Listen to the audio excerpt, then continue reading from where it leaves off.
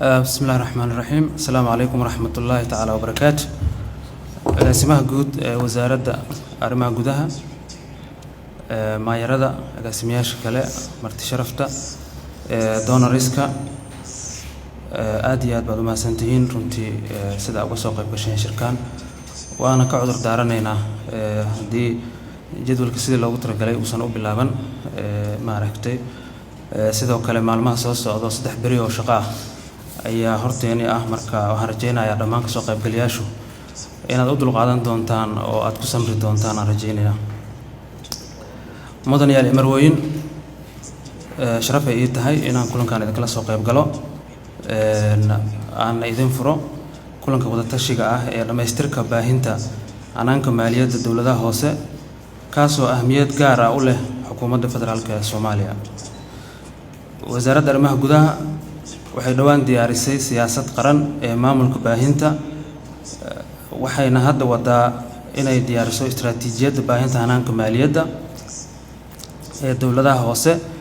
midaas oo wax badan ka tari doonta kobcinta ama kobaca xirfad aqooneed iyo dhaqaale ee degmooyinka dhismaya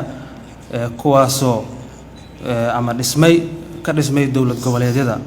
iyo maamulka gobolka Banaadir. waxa kaloo muhiim ah u tahay istiraatiijiyaddan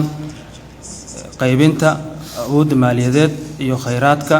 heerarka kala duwan ee dawladda ay ka kooban tahay federal level iyo maamul goboleedyada. istiraatiijiyadani waxay qeexi doontaa habraac lagu socodsiin doono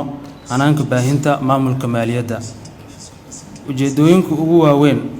ee baahinta maaliyadda waa si kor loogu qaado canshuur ururinta dawladaha hoose maamulada hoose waa inay yeeshaan madax banaani ay maaragtay ku ururiyaan canshuurta heer deegaan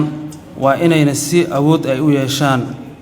inay qarash badan ku bixiyaan bixinta adeegyada guud ee bulshada loo qabanayo horumarinta iyo dib u habeynta baahinta maaliyadeed ee dawladaha hoose.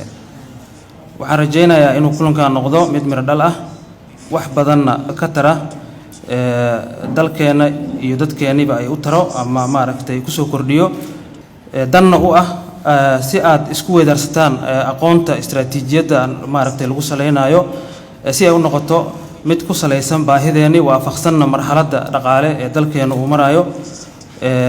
waxaan idin rajeynayaa maaragtay maalin wanaagsan shirkan waa inoo furan yahay aad baa u mahadsantiin.